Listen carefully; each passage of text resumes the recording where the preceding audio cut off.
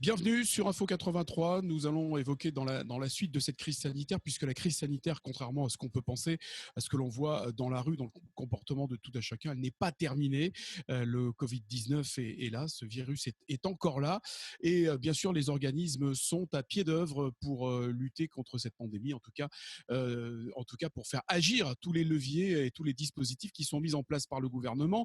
Notamment, vous en avez entendu parler, le dispositif des brigades contact ou le contact tracing.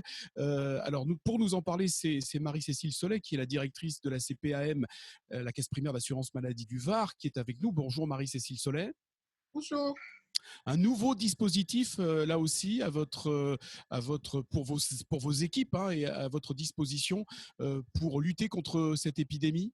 C'est le contact tracing. Qu'est-ce que c'est que ce dispositif ? Alors, c'est un dispositif qui a été mis en place par la loi d'urgence sanitaire. C'est un dispositif qui doit accompagner le déconfinement pour éviter une deuxième vague de contamination et donc casser éventuellement les chaînes de contamination. Donc, le contact tracing vise à identifier les personnes qui ont été en contact avec un cas de patient atteint du Covid-19 pour faire en sorte que ces personnes soient testées, isolées, traitées aussi, bien sûr, et ainsi permettre qu'il n'y ait pas de transmission de la maladie sur le territoire. Alors, ça se fait à différents étages, Marie-Cécile Sollet, pardon, je vous interromps. C'est-à-dire que ça passe d'abord par le médecin généraliste, c'est bien ça, qui, lui, a détecté le cas, en tout cas. Le patient, effectivement. Tout à fait, le malade en fait. Il y a 1100 médecins sur le territoire du Var et ils ont été rencontrés, ils ont reçu des informations sur ce dispositif. Et donc, à chaque fois qu'ils auront en charge la charge d'un patient atteint du Covid-19, après un test, ils vont prendre évidemment toutes les mesures pour soigner et prendre en charge ce patient. Et puis, ils vont identifier les personnes de la cellule familiale, les personnes contacts qui sont d'un cercle plus éloigné que le patient a été amené à rencontrer dans les 48 heures qui ont précédé l'apparition de ces symptômes. Et donc, ça, c'est le travail du médecin généraliste dans cette opération. Une fois que toutes ces personnes sont identifiées, ensuite, qu'est-ce qui se passe ? Alors, le médecin généraliste va enregistrer ces personnes, donc de la cellule familiale, des personnes contacts d'un cercle plus éloigné, dans un outil qui s'appelle Contact Covid, qui est un système d'information. Nous allons recenser ces cas et dès lors que le patient est reconnu comme atteint de la maladie, eh bien, l'assurance maladie va prendre le relais et va donc reprendre contact avec le patient pour confirmer que les personnes contacts ont bien été exposées au risque de contamination. Donc, ça suppose un contact rapproché, sans protection, sans masque. Jusqu'à combien de personnes, Marie-Cécile Sollet, pardon, jusqu'à combien de personnes ? Vous savez, alors là, en sortie de confinement, ça ne fait pas beaucoup, on va dire. Et puis, d'après les modèles et les analyses qu'on a été amenés à faire, c'est une vingtaine. Une personne peut avoir 20 contacts. Mais aujourd'hui, nous avons identifié avec nos brigades qui viennent de commencer le 13 mai, 7 patients ont été identifiés avec 26 contacts. Mais plus nous allons avancer dans le temps et plus les choses peuvent évoluer. Donc 20 contacts, c'est une référence que nous nous sommes donnée pour mettre suffisamment de personnes et préparer suffisamment de personnes pour faire ces analyses et ce contact tracing.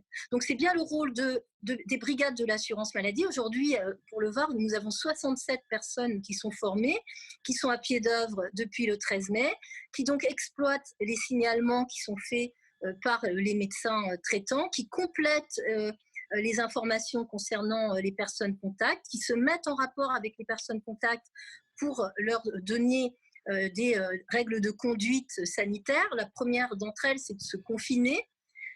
C'est l'isolement à nouveau, c'est ça ? Pardon ?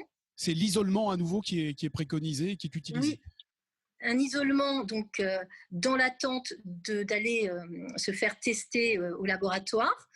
Et également, si la personne doit rester isolée, nous sommes en capacité de leur prescrire un arrêt de travail. C'est le médecin conseil de l'assurance maladie qui prescrira l'arrêt de travail quand la personne contact n'est pas en mesure de télétravailler. Donc il y a différents avantages à avoir été identifié comme personne contact pour l'accès dans le système de soins. C'est que à partir du moment où vous êtes identifié, vous allez chez le pharmacien qui va vous délivrer des masques d'emblée, sans prescription. Vous allez vous faire tester dans un laboratoire de dépistage du Covid qui va procéder à ce test sans prescription médicale. Et de la même manière, si vous avez besoin d'un arrêt de travail, ça se fera grâce à la brigade et à ses contacts avec le service médical de l'assurance maladie. Maintenant, si la personne contact développe des symptômes, il faut évidemment qu'elle se mette en lien avec son médecin traitant pour être traitée aussi par rapport aux symptômes qu'elle aura développés. Donc ça, c'est le rôle de la brigade, sachant que les tests, les masques, enfin tout est pris en charge à 100%. Y compris évidemment la téléconsultation si il y a besoin d'une téléconsultation avec le médecin traitant ultérieurement. Alors, depuis que le dispositif a été mis en place, Marie-Cécile Sollet, vous nous avez dit 7 personnes ont été identifiées, fois 26, 26 autres. Quel a été l'accueil, justement, lorsque vous avez pris contact? Tout se passe bien? Les patients ou les malades jouent le jeu? Pour l'instant, enfin, si on peut parler de jeu, bien sûr. Oui, je pense que les patients, enfin les cas contacts qui ne sont pas encore des patients, mais sont très réceptifs, très attentifs, comprennent l'enjeu. Nous avons eu quelques cas de patients qui ne souhaitaient pas que leur nom soit communiqué au cas contact, mais c'est extrêmement rare. Il faut savoir que dans ces hypothèses-là, ça rend l'enquête sanitaire un peu compliquée parce que si vous appelez un cas contact en lui précisant que vous l'appelez de la part de monsieur un tel ou madame un tel qui a été exposé au virus et qui est atteinte de la maladie, les cas contacts se remémorent plus facilement les circonstances et donc le travail d'investigation, de protection, de mise en sécurité est plus simple à conduire. C'est plus compliqué lorsque on ne peut pas faire référence au nom du patient. Mais la loi prévoit que nous devons respecter, et nous respectons évidemment le consentement du patient dans la recherche du cas contact. Nous n'avons réellement pas eu beaucoup de soucis avec ces éléments-là. Alors c'est un dispositif qui, pour l'instant, commence à bas bruit parce que nous sortons de déconfinement et que du coup, il n'y a pas, je pense que la circulation du virus est sans doute ralentie du fait que nous sommes en sortie de déconfinement. Maintenant, je pense que les Varois vont reprendre certaines habitudes, mais les Varois ont été très respectueux et très responsables sur la période antérieure, et donc, puisque nous sommes un département qui est au vert, donc je pense que nous avons respecté les consignes. Je pense qu'il faut rester là encore très vertueux sur le respect des consignes. Le premier message d'ailleurs à passer, c'est dès lors que une personne sent qu'elle ressent les symptômes de cette maladie, c'est de prendre très vite contact avec son médecin traitant pour qu'il y ait très rapidement un test de prescrit.